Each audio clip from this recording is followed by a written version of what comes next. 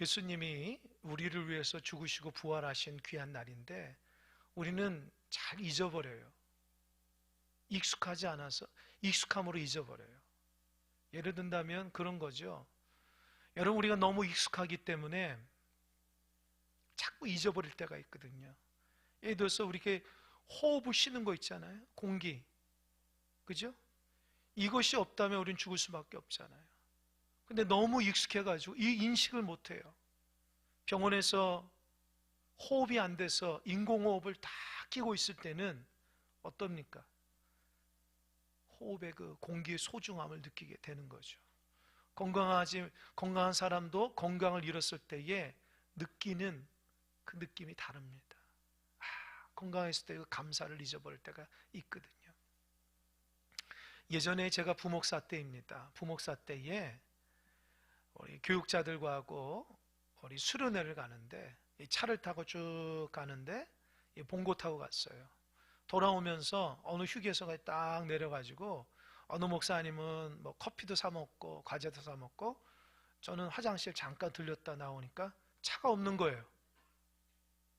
저 버리고 간 거예요. 깜짝 놀랐어요. 휴게소를 다 뒤져봐도 없는 거죠.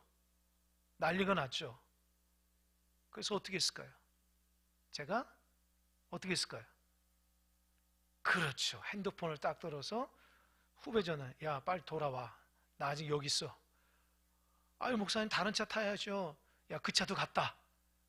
그래가지고 그 후배 목사님이 이렇게 한 바퀴 돌아서 저를 데리고 가셨어요. 그때 느꼈죠. 핸드폰이 이렇게 소중하다. 만약에 핸드폰이 없었으면 어떻게 했어요? 집에 어떻게 가요? 그죠? 그때서야 느꼈어요. 몇 년 전에 외국으로 단기 선교를 나갔습니다. 한 10일 정도 청년들을 이끌고 나갔거든요. 그 나라에서 10일 동안 있는데 너무 힘들었어요. 솔직하게. 왠지 아세요? 모든 것이 다 안 맞아요. 물도 마음대로 못 먹어요. 물에 석회가 많다고 물도 마음대로 못 먹어서 물을 다 사야 돼요. 샤워도 마음대로 못 해요. 잘 때는 얼마나 더운지요. 땀이 막 찔찔 나는 거예요. 불쾌해가지고 잠도 잘 안 오죠. 날씨도 덥죠. 그런데 하루 종일 전도한다고 전도지 들고 행사한다고 이렇게 여러 가지 하는데 아유 너무 힘들더라. 그래서 제가 느꼈죠. 아 나는 선교사가 못 되는구나. 선교사님들은 정말 특별한 은혜가 있구나. 열정을 가지고 나가서 복음을 전하는 것보다도 그 나라 가서 잘 살아야 되거든요. 제가 10일 동안 있다가 한국에 돌아오는데 하나님 나 한국에 태어나게 해주셔서 감사합니다. 왜요? 마음대로 물 먹을 수 있고 마음대로 샤워할 수 있고 사계절이 있어서 얼마나 좋은지 몰라요. 여러분 우리는 한국에 사는 게 축복임을 믿으시기 바랍니다. 이렇게 삶에 이렇게 지루하신 분은 좀 어려운 날 한번 갔다 와 보세요. 그러면 내가 지금 살고 있는 것이 얼마나 행복한 줄 안다고요. 우리는 익숙하기 때문에 자꾸 놓쳐요. 자꾸 놓친다고요. 신앙도 마찬가지입니다. 우리가 예수님이 나를 위해서 십자가에 달려 돌아가시고 부활하셨다고 하는 그 놀라운 하나님의 진리를 알고 고백했지만 신앙생활하면서 내가 예수님 때문에 구원받고 영생한다는 걸 자꾸 잊어버릴 때가 있어요. 그래서 어려움 만나면 어때요? 두렵기도 하고 넘어지기도 해요. 주님이 나를 위해 십자가에 달려 돌아가시고 그를 믿으면 부활하는 영생은 하나님의 귀한 사람인데 죽음에 대한 두려움을 갖고 있고 죄에 대해서 허덕이면서 우리 삶에 만족함을 못할 때가 있어요. 왜 그럴까요? 너무 익숙하니까 깨닫지 못하는 거예요. 오늘 본문의 말씀은 고린도 전서의 말씀입니다. 사도 바울이 하나님의 은혜 가운데 복음을 전해서 고린도 지역에 가서 거기는 참 음란한 도시고 온전치 못한 도시였지만 하나님의 은혜 교회를 세웠어요.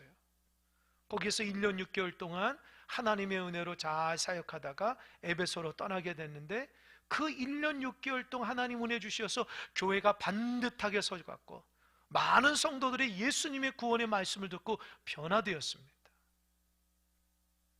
그런데 그 후에 유대교 율법주의자들이 들어와서 신앙을 다 망가뜨렸어요. 진짜 예수님 한 분이면 구원받더냐? 예수님이 너희를 위해서 왜 죽었냐? 예수님이 죽으셨다가 살아났다고? 그 순 거짓말이다.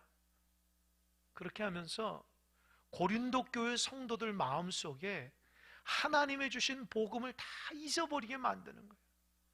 여러분, 복음을 잊어버리게 되면 그 성도는 세상 사람보다 더 못하는 사람이 되어버리는 거예요.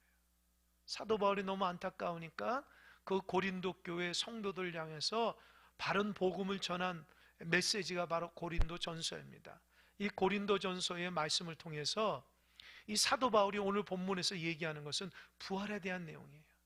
부활에 대한.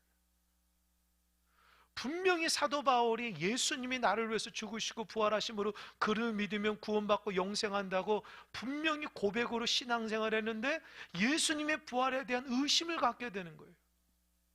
어떻게 사람이 죽었다가 살아날 수 있어? 의심하는 거예요. 그러면서 그 사실을 듣고 있었던 사도 바울이 안타까운 마음으로 서신을 쓴 거예요. 그래서 고린도전서 15장을 부활장이라고 합니다.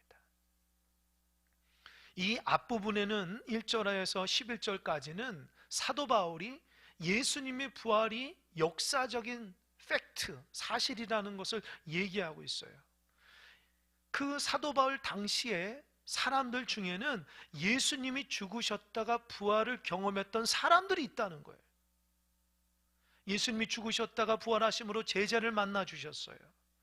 또 500여 제자를 만나 주시고 수많은 사람 만나고 죽으셨다가 부활해서 이 땅가운데 40일 정도 있으셨다가 승천하신 많은 사람을 만났기 때문에 사람들이 부활하신 예수님을 경험한 거예요. 목도한 거예요. 목격한 거예요. 그리고 사도 바울이 만삭되지 못해서 난 자녀 같은 사도 바울 자기에게도 주님이 만나 주셨다는 거예요. 부활하신 주님이. 사도 바울이 다메섹 도상에서 주님을 만났거든요. 부활하신 주님을 그로 인해서 사도 바울의 인생이 완전히 달라졌어요. 여러분이 언제 인생이 달라지셨습니까? 사도 바울은 예수님, 부활하신 주님을 만나고 인생이 달라졌어요. 예수님 믿기 전에는 율법주의적으로서 율법을 열심히 하면 구원받는다고 생각했어요. 율법으로 의롭게 된다고 생각했어요. 그러나 율법으로 의롭게 되지 않는 거예요. 사람들을 정죄하고 자기 자신을 채찍질하며 그렇게 평안도 없이 그렇게 살아가다가 다메섹 도상에서 부활하신 주님을 만남으로 마음에 큰 기쁨을 가졌습니다. 그로 인해서 그 감격이 너무 크니까 전 세계를 돌아다니면서 주님의 귀한 부활의 메시지를 전하게 됐어요. 그게 사도 바울이에요. 그래서 그 부활 메시지를 통해서 어디까지 갔어요? 고린도에까지 가서 하나님의 귀한 복음을 전하게 됐는데, 그래서 교회가 세워졌지 않습니까? 사도 바울이 첫 번째로 예수님의 부활은 팩트고 사실이다, 부인할 수 없다, 부활을 목격한 사람들이 많다. 두 번째, 오늘 본문의 말씀이에요. 오죽했으면 사도 바울이 답답하니까 예수님의 부활이 없으면 어떤지를 아느냐? 라고 하면서 예수님의 부활이 없다면 세 가지에 대해서 아주 고통스러운 현실적인 문제가 일어난다 라고 얘기합니다. 첫 번째, 예수님의 부활이 없다면 따라해 보세요. 죄의 문제를 해결하지 못합니다. 요즘에 봄이잖아요. 그래서 막 꽃들이 막 만발해서 얼마나 좋은지 몰라요. 여러분, 하나님이 세상을 만드실 때에 하나님의 감탄사가 나와요. 뭔지 아세요? 심히 보시기에 좋았더라. 영어로 very very very good이에요. 너무너무 좋다는 거예요. 하나님이 세상을 만드셨을 때에 하나님 보시기엔 너무 아름답고 좋아요. 에덴 동산이죠. 그 에덴 동산에서 아담과 하와가 정말 기쁨과 감사로 살아가거든요. 그런데 하나님께서 한 가지 주어진 명령이 있어요. 너 자유롭게 사는데 한 가지만 하지 말아라. 그게 뭐냐면 동산 중앙에 있는 선악을 알게 하는 나무에 과실을 먹지 말아라. 아담과 하와가 예 알겠습니다 하고 지냅니다. 하루 종일 그냥 자유롭게 기쁨으로 살아가요. 그런데 어느 순간 사단이 접근한 거예요. 야, 정말 하나님이 그거 먹지 말라고 했냐? 왜 그랬을까? 그거 먹어도 돼. 호기심이 발동돼서 결국에는 하나님의 말씀을 불순종. 그래서 그걸 따먹게 됐어요. 그로 따먹으니까 선악을 알게 하니까, 악을 알게 하는 것을 보니까 그때부터 죄가 들어온 거예요. 선악을 따먹기 전에는 자기가 부끄럽지 않았는데 선악을 알게 하는 나무 열매 딱 먹으니까 자기 몸이 부끄러운 거예요. 가리기 시작하는 거예요. 하나님이 두려운 거예요. 피하기 시작하는 거예요. 도망가기 시작하는 거예요. 이런 죄가 뭡니까? 하나님 말씀에 불순종하는 거예요. 하나님 말씀에 불순종함으로 하나님이 두려워지기 시작하고 인생에 만족감이 없고 인생이 괴롭고 힘들고 어렵게 되는 거예요. 결국 아담과 하와가 그 에덴 동산에 쫓겨남으로 인해서 죄의 결과로 쫓겨나서 죄의 인생이 됐어요. 그래서 평생 수고하며 살아야 된다고 하나님 말씀하셨어요. 여러분, 우리가 이렇게 평생 수고하며 기쁨도 없이 감사함도 없이 허망한 가운데 살아가는 이유가 뭘까요? 아담과 하와가 하나님 말씀에 불순종해서 선악과를 따먹음으로 에덴 동산 쫓겨났기 때문에 우리에게 주어진 현실이라는 거예요. 인류는 지금도 죄의 문제를 해결할 수 없어요. 그냥 죄의 영향력 안에 있습니다. 뉴스나 신문이나 들려오는 소식들 보십시오. 수없이 많은 범죄의 소식이 들려오지 않습니다. 그게 다 하나님 말씀에 불순종함으로 살아가고 있는 죄의 영향력입니다.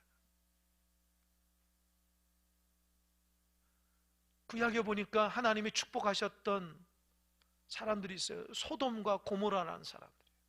하나님이 그 땅을 풍요롭게 하고 정말 놀라운 축복을 주셨는데 그들은 그 하나님의 축복을 잊어버리고 자기 마음대로 살아가게 된 거예요. 자기 마음대로 살아가게 되니까 어떻게 해요? 죄를 짓죠. 하나님 뜻에 순종하지 못하고 죄를 짓게 되니까 하나님이 결국엔 참다 불로 심판하셨어요.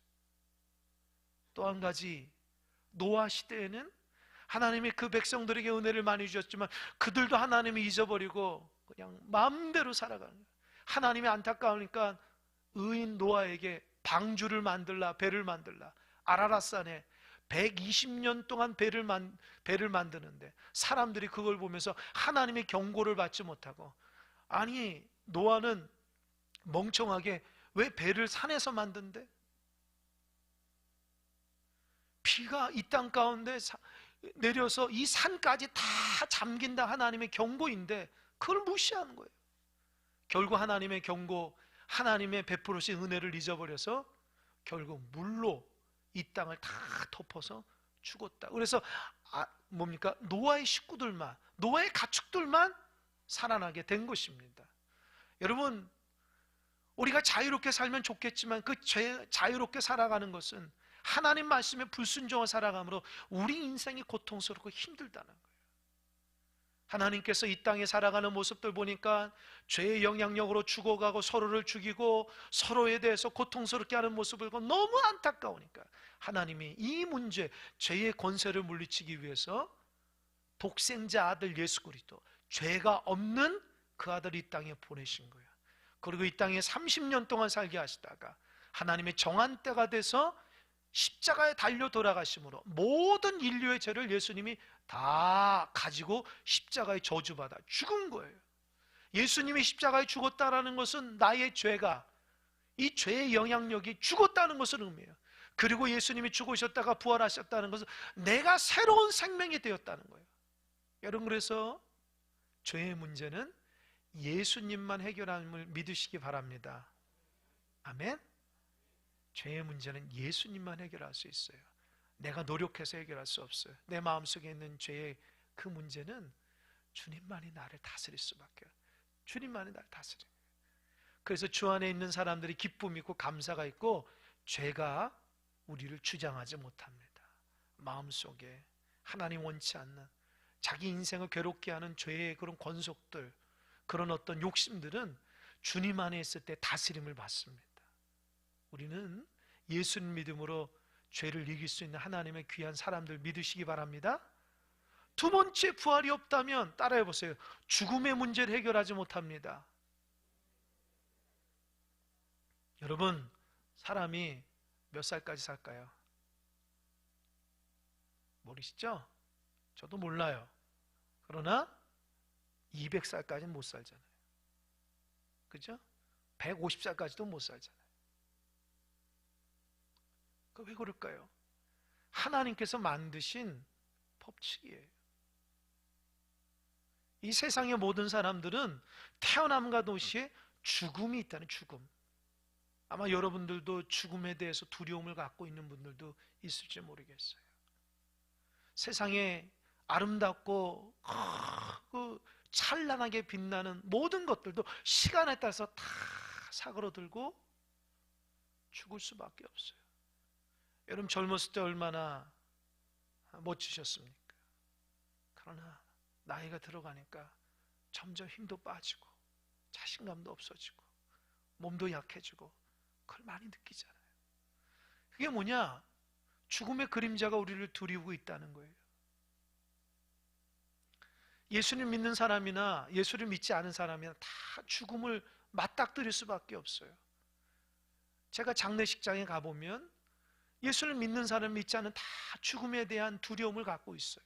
그러나 예수님 믿는 자에게는 영원한 하늘나라 천국, 영생의 축복이 주어졌다고 하는 그 믿음이 있기 때문에 더 이상 죽음에 대한 두려움을 갖지 않아요. 성경은 우리가 이 땅 가운데 살아가면서 예수님을 영접하고 살아가면 육신의 장막이 무너지면 하나님이 마련한 영원한 하늘나라 천국 우리를 이사시킨다고 말하고 있어요. 그래서 예수 믿는 사람은 죽어도 죽지 않아요. 왜요? 예수님 때문입니다. 그런데 우리가 믿음이 약해지고 신앙을 올바르게 갖지 못하면 죽음이 그렇게 두려운 거예요. 죽음이 두려워요.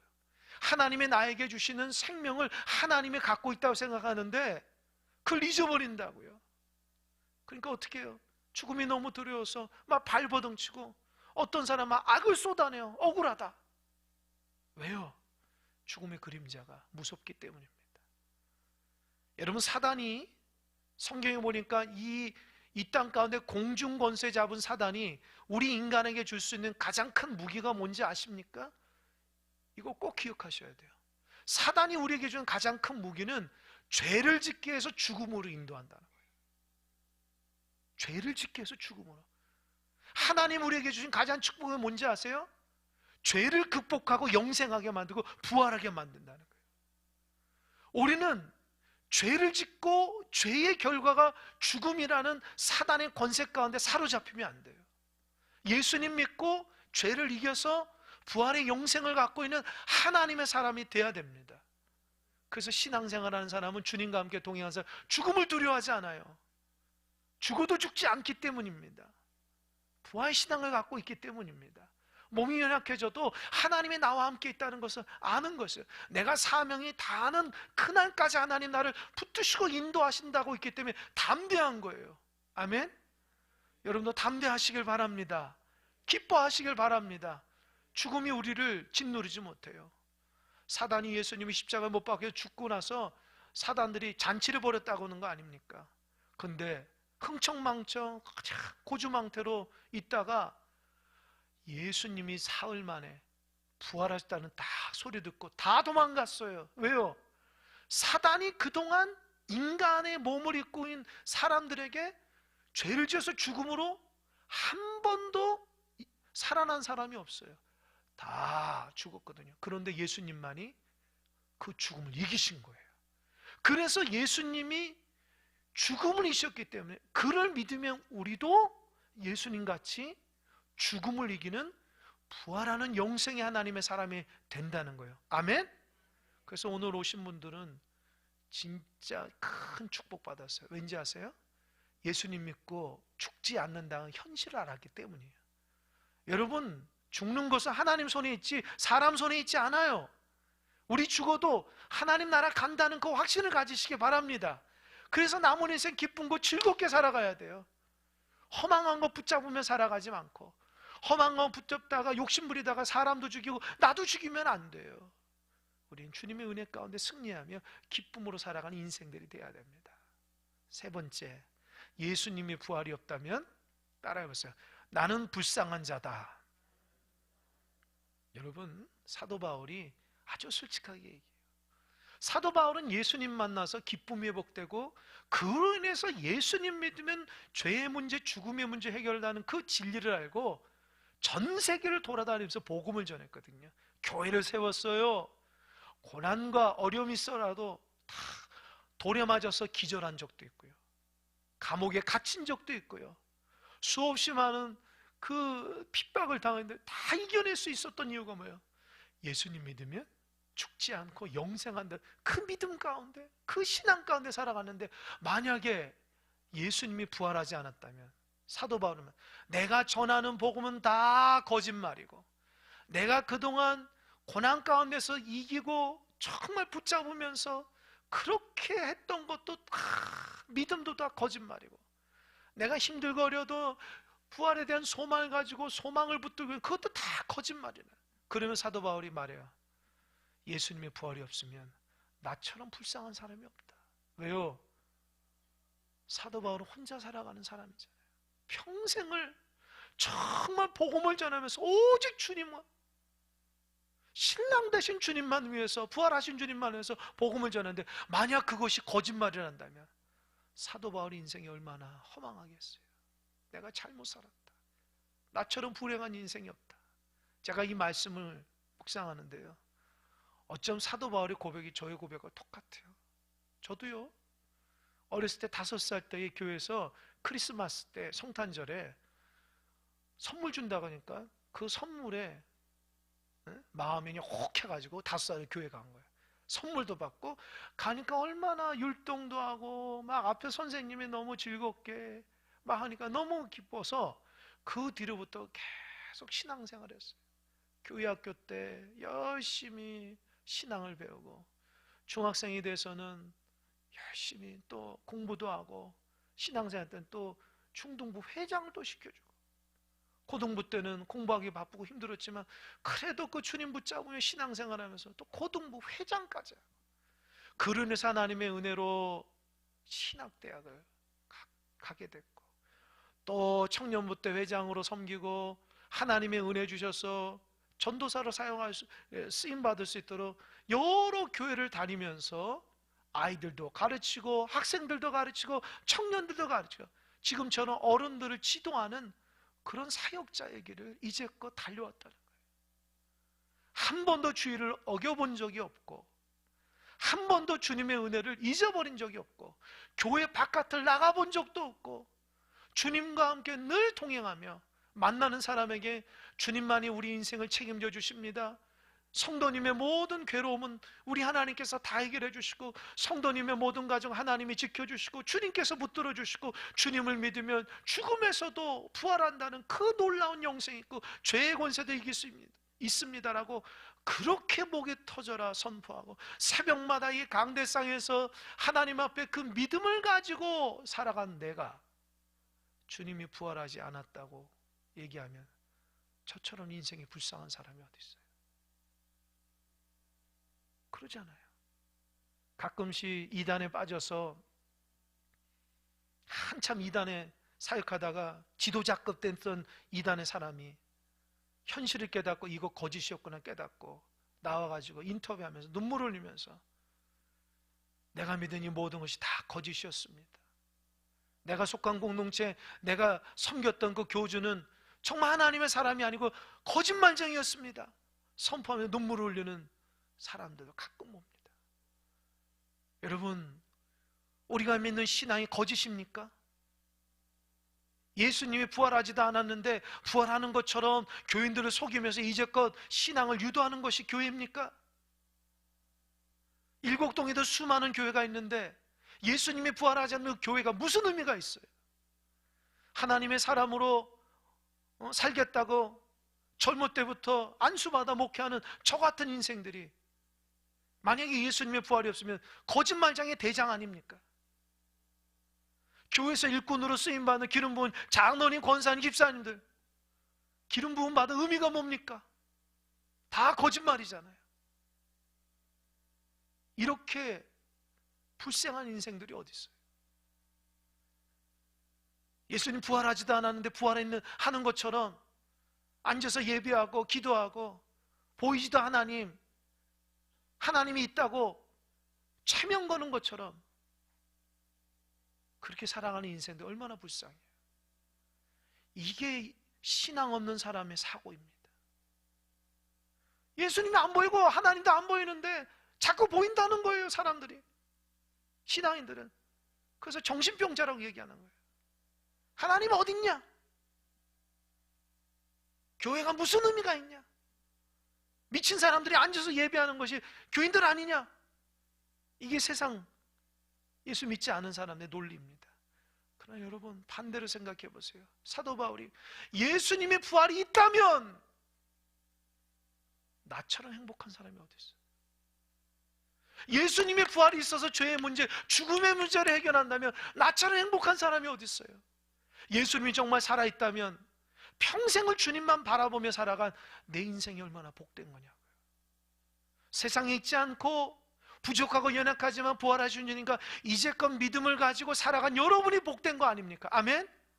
믿음 없는 가족들이 왜 교회를 다니냐고, 무슨 의미가 있냐, 하나님도 없는데 미친 짓 하며 다닌다고 핍박하는 여러분에게 진짜 예수님이 살아있고 부활하셨다면 지금 여러분 믿는 것이 가장 인생의 소중한 순간임을 믿으시기 바랍니다. 그 신앙의 소중함을 깨달아야 돼요. 가장 잘한 일이 뭘까요? 부활하신 예수님을 내가 영접하고 지금껏 신앙생활하는 게 내 인생에서 가장 좋은 선택이었어요. 세상에 많은 것을 가져도 죄의 문제를 해결하지 못해요. 죽음의 문제를 해결하지 못하고 인생이 기쁘지도 않아요. 그러나 예수님이 죽으셨다가 부활하셔 그를 믿으면 죄의 문제 해결하죠. 죽음의 문제 해결하죠. 나의 삶의 의미와 가치와 기쁨을 깨닫게 된 것 아닙니까? 그래서 예수님의 부활이 우리에게는 축복임을 믿으시기 바랍니다. 이걸 자꾸 잊어버리면 안 돼요. 여러분 부활하신 주님의 백성이라고요. 그걸 잊어버리고 신앙생활을 직분 감당하고 교회는 무슨 의미가 있어요? 죄가 얼룩져가지고 신앙 다 까먹고 부활하신 주님 보이지도 않는데 그게 무슨 신앙의 영향력입니까? 부활하신 주님, 나를 위해서 죽으시고 부활하심으로 나에게 영생을 허락하시는, 그래서 내가 그 주님을 믿고 신앙생활을 가장 가치 있는 일이에요. 가장 복된 일이에요.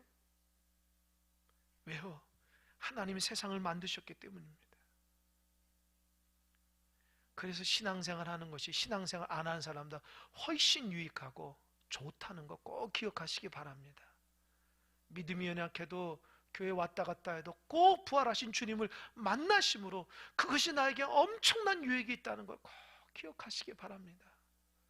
결론을 맺습니다. 주님은 실제로 부활하셨고 그로 인해서 나의 죄의 문제, 죽음의 문제를 해결해 주셨고 우리에게 인생의 참됨을 깨닫게 해주셨습니다. 오늘이 그날입니다. 오늘은 내가 새로 태어난 날 같은 날이에요. 이제 남은 인생 기쁘게 살아가시기 바랍니다. 제발 허망하고 붙들고 인생을 고통 가운데 살아가지 마십시오. 없어지고 붙들고 살아가지 마십시오. 아무런 의미가 없어요. 여러분 죽음에 맞닥뜨리면 그거 뭐 가져갈 게 있어요? 죽음 앞에 자랑할 게 있습니까? 없다고요. 그러나 예수님 안에 있으면 그 죽음을 뛰어넘는 거예요.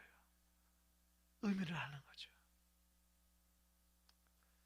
우리 안에 부활의 기쁨의 충만하심으로 이제 남은 인생도 하나님과 동행하는 복된 주의 백성들이 되기를 주님의 이름으로 간절히 축원합니다. 아멘. 기도하겠습니다.